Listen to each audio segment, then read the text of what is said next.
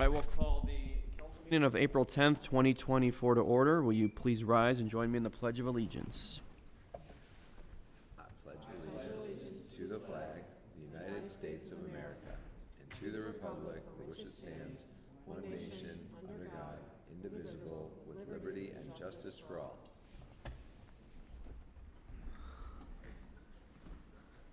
Will you please call roll? Foster. Madden. Perry. Here. Vincent. Here. Bilski. Here. Silver. Here. Is there a motion to approve the treasurer's report for February 2024? Good motion.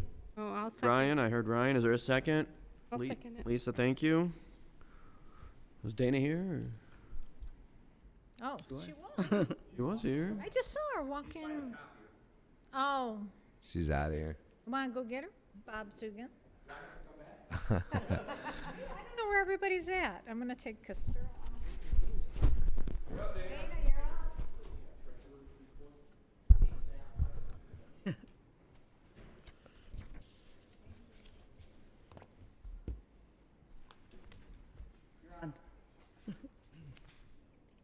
Money. You're on. Treasurer, she knows that. Right.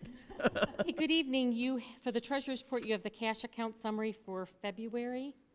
And we had, from all of our accounts, $15,398,000. You have the summary for the month of February. Total revenue from all sources and all funds are $1,339,000. And February expenditures are about $695,000 for all funds. Biggest thing is we got some property tax revenues. That's why the revenues are a little bit higher compared to the expenditures. And your revenue and expenditure report for February for the general fund shows we have collected 17.8% of our revenues for the year, and we have spent just under 13% of our expenditures from our budget for the year. All the variances are pretty on market for even throughout the year, with the exception of the administration operating expenses, which were at 62%. And that's a result of us paying our annual insurance premiums. We do this every year. We pay our annual premiums in January for the whole year, and that's the most significant line item for operating expenses in that budget. But everything else is on target. Questions or comments? All right, Anna, will you please call roll? Foster. Present. Madden. Perry. Allner. Yes. Vincent. Bilski. Yes. Silver. Yes. Is there a motion to approve the tax administrator's report for February of 2024? So moved. Thank you, Stacy. Is there a second? Thank you, Lisa. You have the tax administrator report for February. February, we collected gross collections from all sources, $687,000, which is about $8,000 less than February of 2023. And we're down about $25,000 comparatively year to date. As I explained to the Finance Committee, there has been an audit done on where monies are coming and going within all of our categories. So you'll notice there's some adjustments on the report, showing adjustments between the JED and Orange Village. And also we're seeing a little bit of a decline in income tax estimated payments for individuals. So I think that might pan out once we get the tax returns all processed, which will be reflected in May and June of this year. So until that point in time, we won't really be able to get a good handle on where we are in terms of our projections until we see that. Thank you. Any questions or comments? Anna, please call roll. Foster. Madden. Yes. Perry. Yes. Allner. Yes. Bilski. Yes. Silver, yes. Perfect. Thank you. Oh, Silver, sorry. Yes. I'm sorry. Listening. A discussion of the bills to be paid for the month of April in the amount of $203,590.60 and annual March expenses in the amount of $77,088.38. Any questions or comments on these? Right. Any audience comments relating to agenda items? None. All right, moving on to old business. Ordinance 2024-5, an ordinance amending section 1143.06B, final development plan requirements of the codified ordinances of Orange Village and declaring an emergency. This is the third reading. Are there any questions or comments? For, across the street. No, this is just requiring, Be required to submit homeowners association information, condo association, whatever they have. Sure, which one it was, that's all. Yep. there's no downside to approving this, is there? I can't think of No, any. before we've been asking for it and they've been giving it Just to us, requiring it but now. This now says as part of the final development plan. So it's a slight extra responsibility on the HOA. One that's required by state law if they've Okay. got certain types of associations anyway. Okay. The parameters of the HOA, Well, the decisions within what the HOA is going to take care of will be theirs.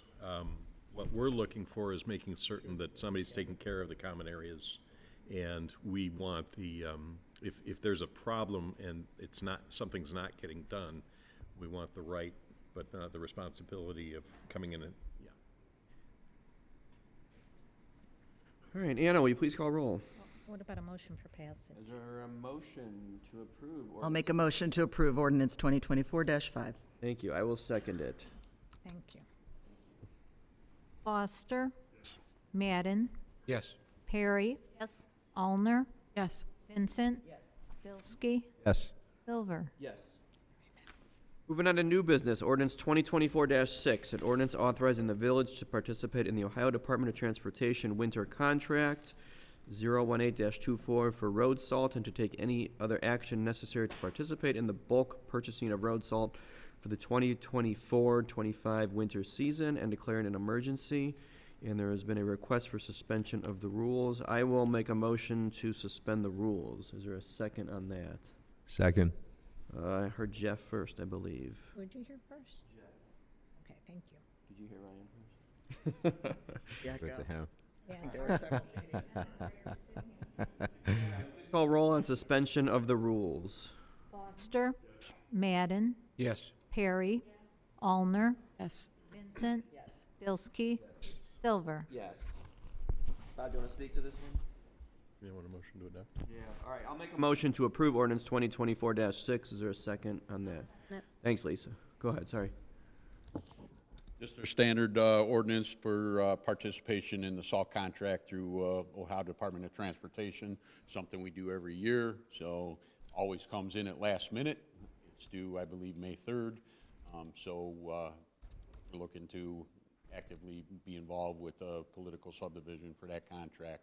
So just to let you know, we put in 900 tons of salt order. It started delivered today. That was our 90% for the 23-24 season. We reduced it to 750 based on what we're going to have after this year's winter in stock, and looking at our past records of salt consumption and what we've used, we feel that it's appropriate to reduce it. Is group buying and it reduces the price. What happens is ODOT, they bid a contract, and political subdivisions can be involved, so they have a large group of people bidding. Yeah, so the prices typically competitively are well below us Pricing. buying it on the open market. Thank you.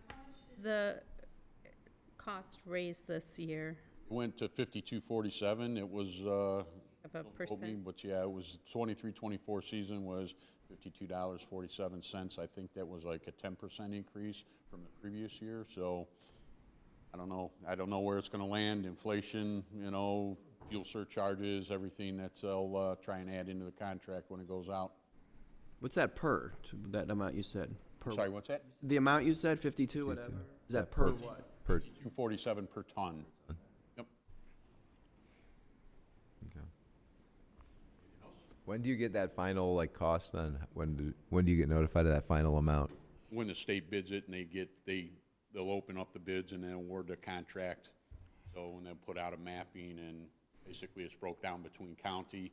Typically, there's two local companies that are normally lead the bidding, Morton Salt out of, Fairport Harbor area, and then Cargill, which is down outside of the flats down there. And And you find out that when? typically June, July-ish. Got it. Okay. Do you have any say in who gets the bid or no? On through ODOT. That's good. Lowe's and I buy a 10-pound thing for like $10. I'm way overpaying. Way over. 47 a ton, 50-pound bag. Do the math. We should order more and open it up to the, everyone in Orange can buy it at a cheaper rate. Share. Yeah. Questions or comments? Anna, will you please call roll? Foster. Madden. Yes. Perry. Yes. Allner. Yes. Vincent. Yes. Bilski. Silver. Yes. Ordinance 2024-7, an ordinance amending subsection 1170.04A, area regulations of the codified ordinances of Orange Village and declaring an emergency. This is the first reading. Would one of you like to explain this one? To begin with, this does not relate to the on church property. This is related to the properties on Miles Road that are already part of an S1 district, which includes Blossom, the villas, and Stonebrook. The current language in the code indicates that an individual S1 zoned area requires a minimum of 25 acres for development. Insofar as there's an existing property, two properties, between Stonebrook and the Blossom that is less than that, and they are already part of an S1 district. The purpose of this change is to amend the code so that that property can be developed as it was intended as an S1 development. That'll do it. So those combined are under 25 acres. Yes. And this will allow, so it'll say Effectively, to be able to develop those properties in a similar manner to Stonebrook and the Villas of Orange. So it relates to that development in that area. But would any rezoning be needed for that? So would any approval, I mean, obviously planning and zoning approval, but, It would happen at the planning commission level. okay. This is an area that meets up behind Orange Hill, right? There's a swatch of wood. No, that's different. There's another parcel there that's a blank parcel that will remain a blank parcel. And why does it remain a blank parcel? I can't remember. Because it was donated to the village in exchange for additional units in the lakes. So they took the development that could have gone between Orange Hill and Stonebrook. It's like a deed. Exactly right. Where's this then? This is between Villas and Stonebrook. Villas. Where the Romano nursery was. A property? Gotcha, okay. All right, thank you. 'Cause I knew that there was some reason we couldn't build on that other piece, but. The Romano and behind Romano is Next No, to the east of Romano. there's a single One house. And then like a strip of trees, right? Like a. So is the house part of the non-Romano parcel there? Yeah. Or is that its own thing? The Congemi property, Okay. and Congemi and Romano are working to combine their property so they can develop something. Congemi owns Miles Market, don't they? Right. Right. Yes, he does. The street that a rental. And by way of comparison, I believe the Villas of Orange are on 21 acres, 21.63 acres.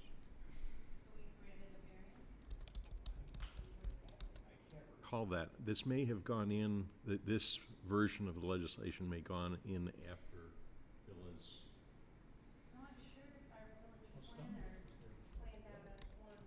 With, But the ordinance for S1 was amended in, after the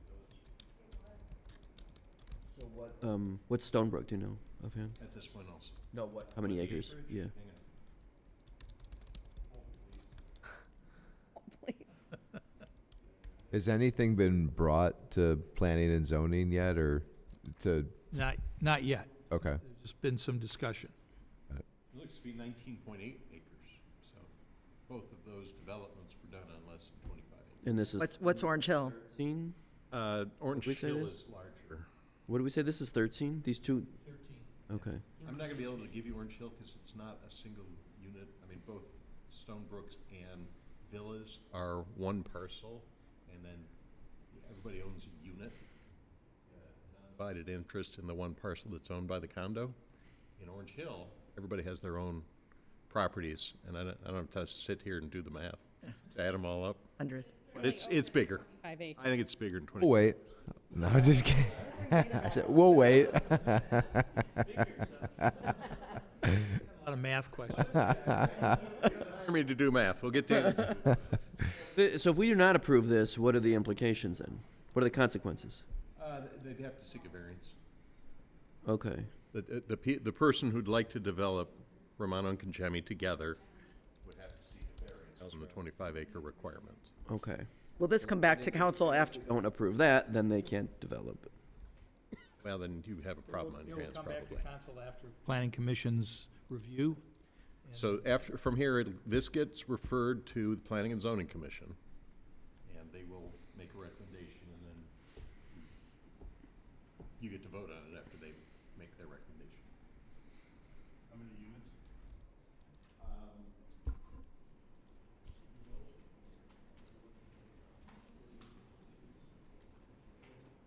They haven't officially proposed anything. We had an informal meeting with them, the mayor did. Had an informal meeting with them. It was in the ballpark of 40 units. Comparable density to Stonebrook and Villas. I mean, it would feel the same. Similar size units? Okay. It's under 25 acres, they'd have to ask for a variance. If you don't amend the code. If we don't approve this. Amending the code for that? This would amend the code, so they would not be required. All that would be for a future development, and I think that was the original intention, was to require a larger development because you're spreading development costs over units. Doesn't that affect the property across the street? Well, it Not would. with this, but This would not impact that. There's a variance request for that one. And they would still require even if this were passed, that would still require a variance. Because they're creating the S1 district there, as opposed to one existing already. rules. So it's not setting a precedent, And it's a totally different kind of development, too. that's why I'm asking this. It isn't setting a precedent in the sense that there's only one parcel that is currently zoned S1 that is less than 25 acres and can't be otherwise developed. Planner's report, though.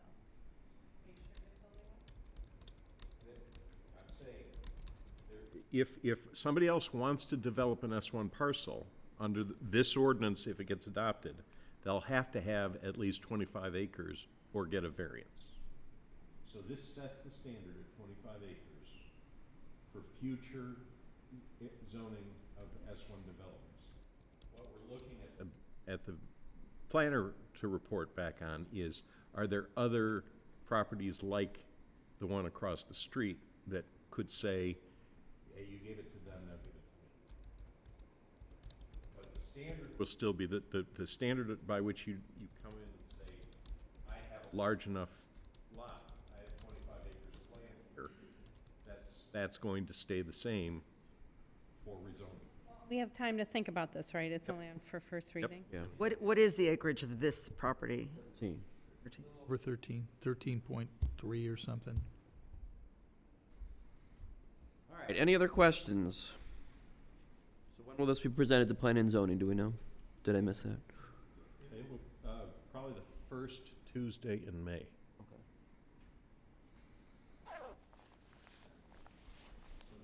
Forum and Yeah. Okay, thank you. Moving on, audience comments related to matters which advance the good of the village. Are there any comments?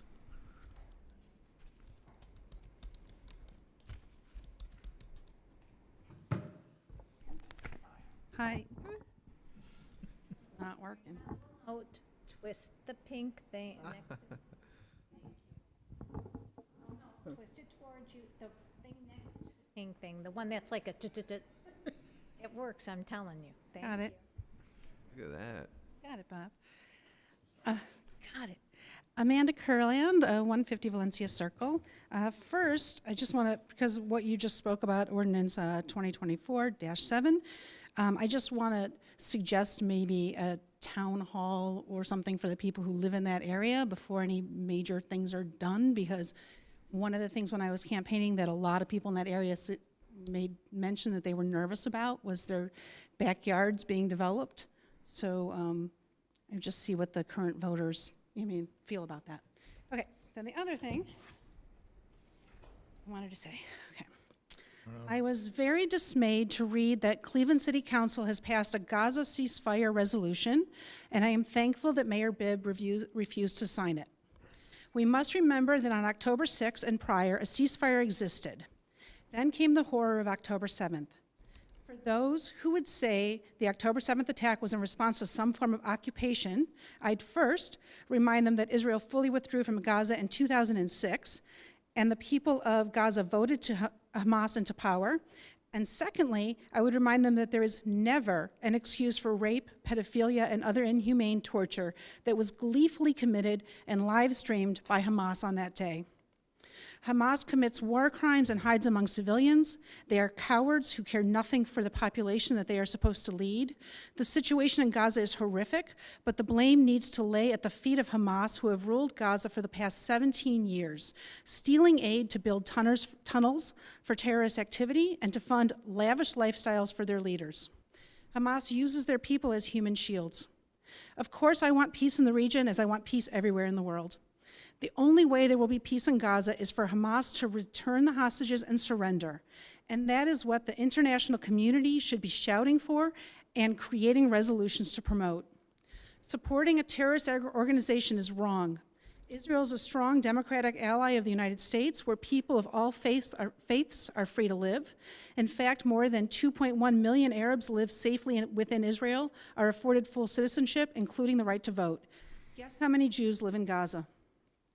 The only reason the world is shouting for a ceasefire instead of asking Hamas to turn itself in is pure anti-Semitism. Just this last week in New York City, there was a large demonstration where the chants went from ceasefire now to bomb Tel Aviv. This was followed by a globalized Intifada march where they got honest and started chanting, "Kill all the Jews." It was Dr. Martin Luther King Jr. who on October 27, 1967, forcefully rebuked the expression of anti-Zionist remarks. Don't talk like that. When people criticize Zionists, they mean Jews. You're talking anti-Semitism. Just this morning, I went to the funeral of a Holocaust survivor and was reminded of the phrase, never again. Now is the time. Never again. Thank you. Thank you. Any other audience comments? All right, Mayor Klein? Thank you, President Brent. First of all, we all had the opportunity to enjoy an incredible celestial experience on Monday.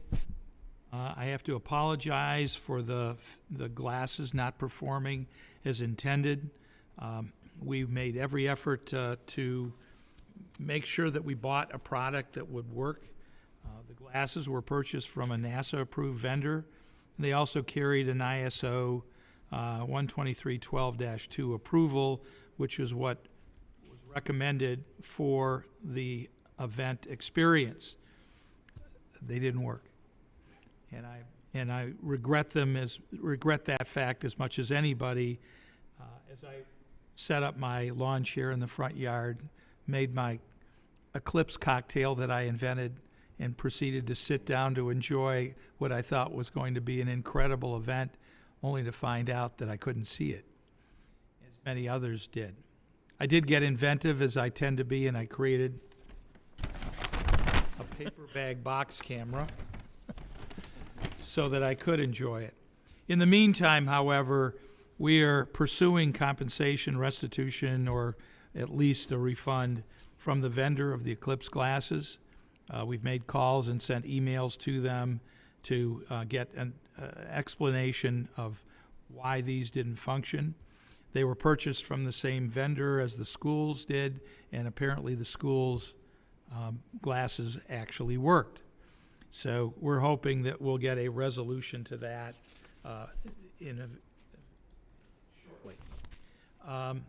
The Planning Commission will be meeting on Tuesday, April 16th, here in Village Hall to review the site for the New Song Church, at which time the report from our planner will be shared, made available, and he will report on that, and then we'll be able to have appropriate and intelligent discussion on what the next steps will be for that.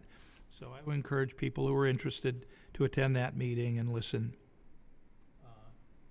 at the Planning Commission. This is I guess I'll call it a shameless promotion plug. Orange Schools Foundation will be holding their event on April 20th, and guests will have the opportunity to bid on a Mirror the Mayor experience, where they'll auction my day off with the mayor, having lunch with me, and hopefully they'll raise a lot of money for the school. At our next council meeting in May, we'll be presenting a resolution that has been provided by the Western Reserve Land Conservancy for a grant from the Clean Ohio Green Space Conservation Program Fund to help defray some of the costs for the acquisition of the land that is now part of, or was part of, the Weintraub property that will become Orange Village's new park. I'm working currently with the Orange Arts Center in the Cuyahoga Assembly for the Arts to pursue an opportunity in celebrating our village centennial through the arts, and looking to obtain a grant to promote art for the centennial in creating paintings and other art works of the legacy landscapes and centennial homes in Orange Village, that will be accompanied by an exhibition and a catalog that will chronicle these homes and display the art and be available to the community. That's all I have. Thank you. All right, thank you. Is there any update on, I know you were working with the city of Beechwood and Mayor Burns on the boundary line over on Orange Place. Any update on that? No, there's hasn't been an update Okay. yet. What's next steps on that? We're waiting to hear back from them. We've given them all the information that they need to address in creating their legislative action. Their planning commission is looking at it, and then we'll report back to Beechwood, both the mayor and council, and then they will put forward legislation from there, and then we'll have to revise ours to align with the new location of the property, of the boundary line. An ETA of when we expect to hear back from them? Okay.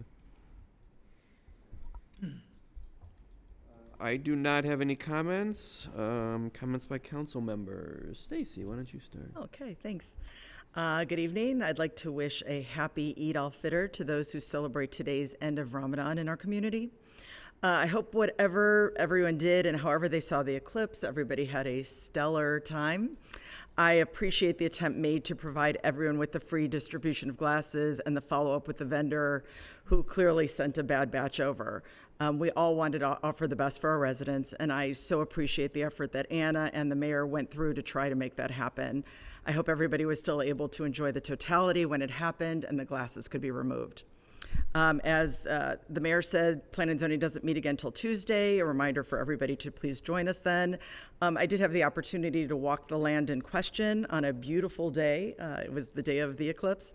And it is a beautiful site with a gorgeous canopy that really you need to go onto the property to see where that is in the back. And I do encourage people to go check out the property and see what it is. And I think there are lots of great ways to be able to maintain that canopy and still look into the development. But I'm eager to hear what the village planner says. And I encourage you all to check it out before making a decision either way, when and if it comes back to council. The school board met last night and will host a retreat this Friday with anticipated agenda items including the cafeteria menu, student fees, board goals and strategies, and an update on the capital budget, among others. The mayor's meeting with the school board is coming up on May 2nd, and as a reminder, council members are welcome and encouraged to attend. A few big items came out of the school board meeting. Superintendent Lynn Campbell's contract was renewed and extended for 4 years to July of 2029.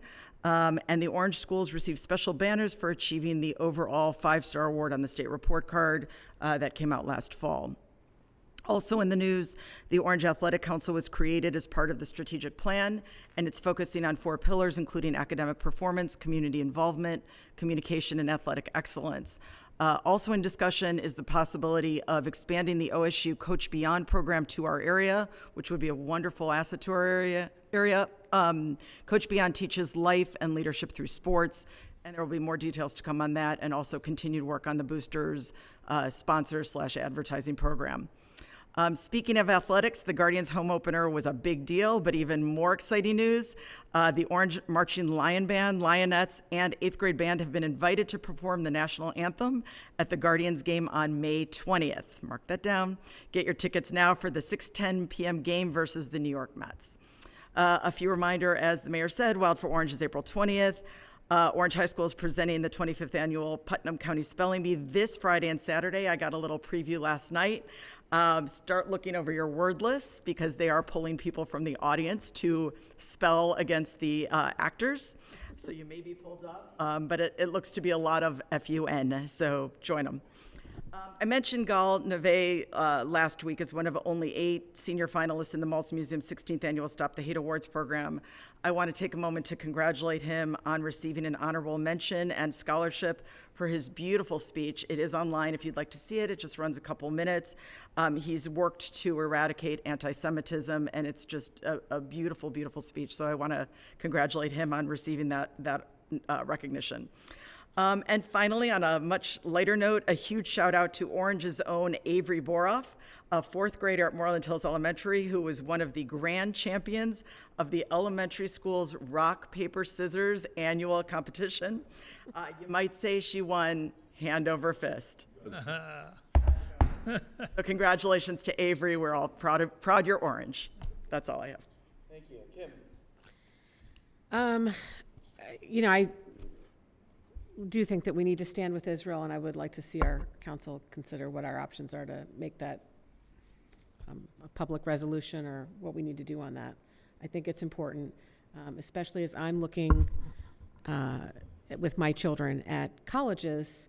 The anti-Semitism on campuses and around the United States is horrific. And the fact that we are past 6 months of having not just Israelis, but there are Americans, there's people of other nationalities being held hostage. And, I just would like to see us do something. Girl Scouts is still collecting shoes, at least until the end of the month. We are getting very close to our goal. We're very appreciative of all the shoes that magically appear in the box in the foyer, which we greatly appreciate. May 5th from 1 to 4 is a Family Kindness Day at Beechwood High School. Orange School District is also one of the sponsors or partners for that event. I know there will be Girl Scouts there as well, and I'm sure many others talking about and giving opportunities for people to get involved in the community and ways that they can do, things that they can do to help the community and to spread kindness. And that's it. Ryan? Excuse me. I will echo the apology of the village to folks who were relying on those glasses to use. I feel very bad about that, and again, hopefully there's some sort of restitution of some kind that we get from the manufacturer. But other than that, I hope everybody enjoyed it. I wasn't even in town to enjoy it myself, but I heard it was awesome. There's no shortage of information on social media. So that's all for tonight. Thank you. All right, thank you. Jeff? No, I'm good. Phil? I have no comments. Lisa? Quick comment on the garden committee. They met on Saturday. It was a smashing success. Looks like we're gonna have a great year. A few new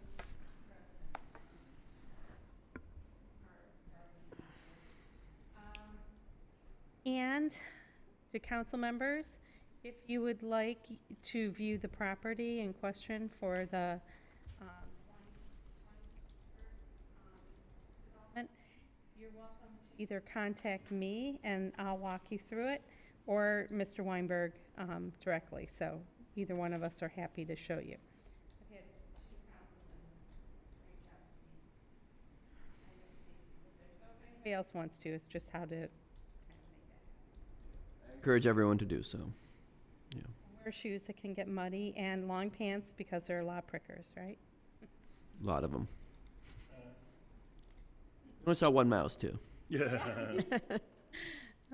It's rustic back there. All right, thank you. I will make a motion to adjourn the council meeting of April 10th, 2024. Is there a second? Second. Foster? Madden? Yes. Perry? Yes. Allner? Yes. Vincent? Yes. Bilski? Yes. Silver? Yes. Executive session? We're not doing that. Okay. Yeah. Meeting adjourned.